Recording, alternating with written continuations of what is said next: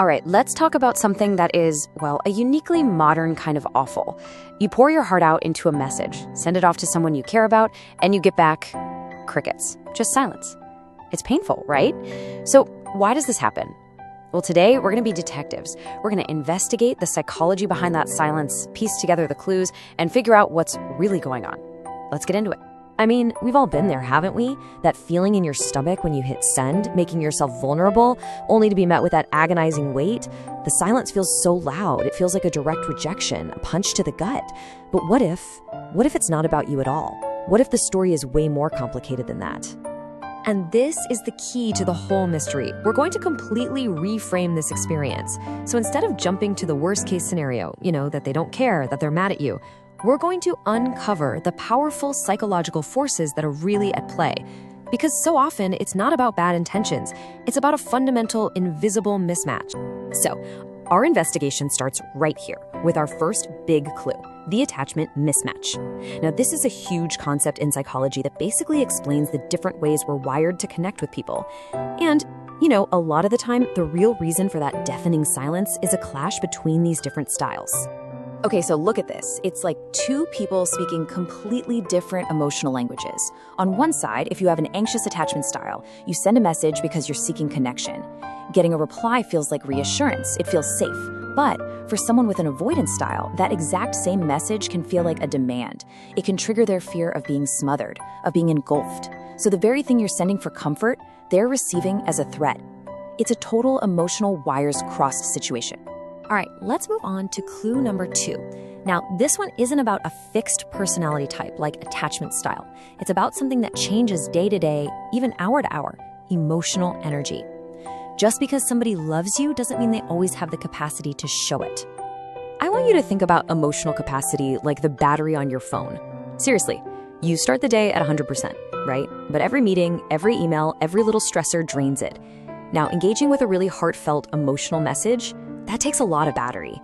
You have to process it, think about a good reply, and sometimes you look down and your emotional battery is just at 1%. It's totally drained. And this is exactly where all that energy goes. Your emotional bandwidth, that little slice for connection, is competing with everything else. A nightmare day at work, paying bills, dealing with family stuff, the whole shebang. So by the time your thoughtful message lands in their inbox, their personal resources might be completely wiped out. There is literally nothing left in the tank to give you the response you deserve. So this right here is probably the most important takeaway. It is so easy to read that silence as they don't care about me. But so often what it really means is I just can't right now. The interest is there, the love is there, but the capacity is gone. And getting that difference, that is an absolute game changer. Okay, time for our third and final clue. And this one has everything to do with the little devices we carry around in our pockets every single day. The technology of instant messaging has its own psychological traps, and they make all of these misunderstandings so much worse. This is the core of the problem, the digital illusion. You know exactly what I'm talking about, right? You see they're online. You see the message was delivered, maybe even read. And your brain instantly thinks, great, they're available, they can talk. But their digital status has absolutely zero to do with their actual mental and emotional availability. They could be in the middle of a chaotic meeting, or a tough conversation, or just trying to get 5 minutes of peace. And all this creates something we can call an urgency gap. So for you, the sender, the message arrives instantly, and you feel the need for a response instantly. But for the person on the other end who's totally drained or busy, that urgency just isn't there. And here's the really wild paradox. The closer you are to someone, the more they might actually delay a reply. They kind of take the relationship for granted, thinking, oh, they'll understand. And they have no idea that for you, that silence is getting louder and more painful every single minute. Okay, we've gathered all our clues. We have the attachment mismatch, we have the energy factor, and we have this crazy digital illusion. So, what's the verdict? How do we put this all together to completely change how we think about that silence? Think of this as your new playbook. Next time this happens, instead of just spiraling, run through this mental checklist. First, and this is important, just acknowledge how you feel. It's okay to be hurt or anxious. Second, think about their style. Are they someone who just needs more space? Third, factor in their capacity. Have they had a crazy week? And finally, number 4, question the medium. Was a deep emotional text message really the best tool for the job, or did it just create that urgency gap we talked about? This process helps you shift from just reacting to actually understand. So, here it is. Here's our final verdict.